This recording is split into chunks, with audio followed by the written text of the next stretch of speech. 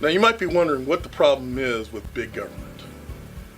Well, big government represents an interesting problem into itself. Now, one of the things you find when you look at Romans chapter 13 is you find that God has established a form of government.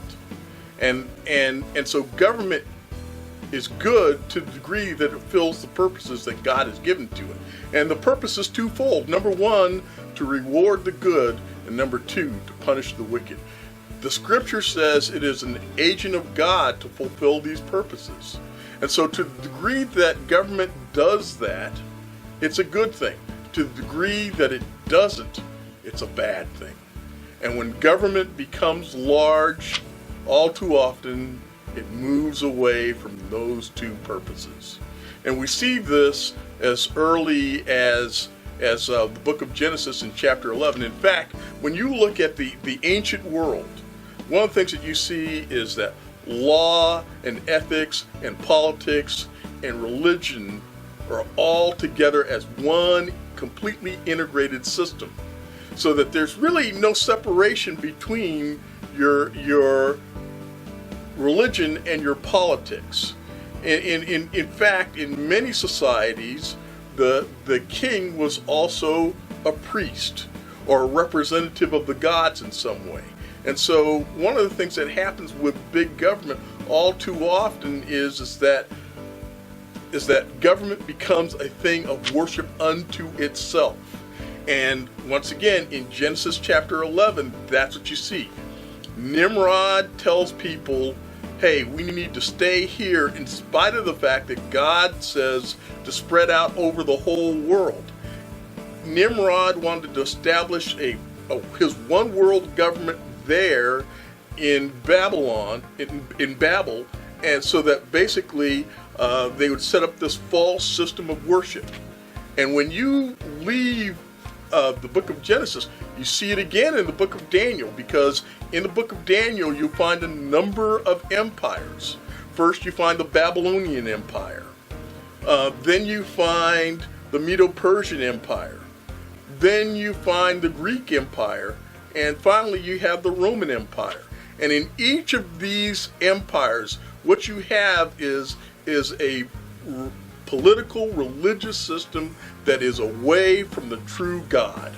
And so one of the things you find when you look at the Roman government in particular is that once a year he would have Roman citizens take a pinch of salt and burn it and drop it so that it can be burned to the altar as a sacrifice to Caesar.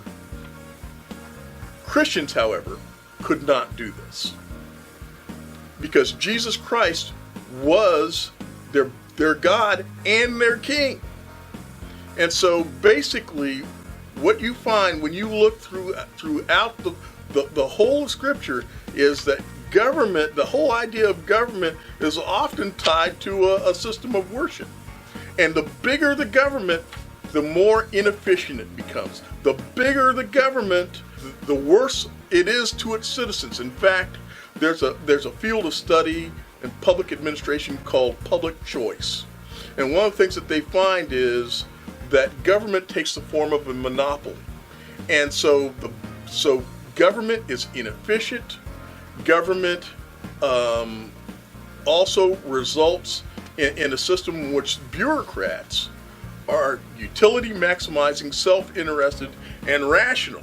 So here's what happens. Rather than look after the interests of the citizens, they're all about taking care of themselves. They all want to perpetuate their offices, perpetuate government, and make it bigger, and make it with more rewards for themselves.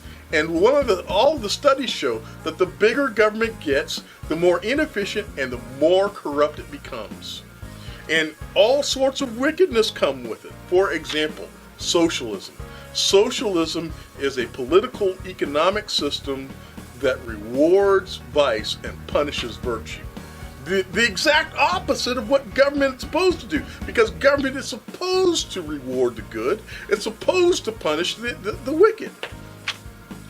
So all these sorts of evils come along with it. like the distortion of the family, because in the Great Society, what you saw with this example of big government is that basically families were encouraged to not have fathers. And without fathers, one of the things that would happen is that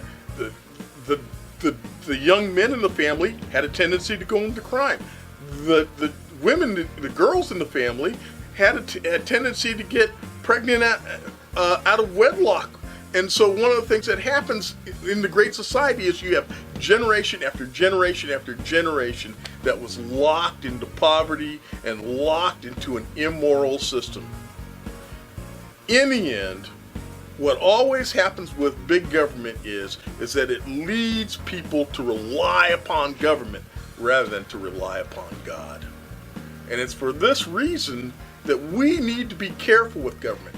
Government is good when it is small, when it's efficient, when you have governments like in our country, you have 50 states in which they are competing with each other, and as a result, there's a tendency for them to be more efficient and to be more responsive to the citizens.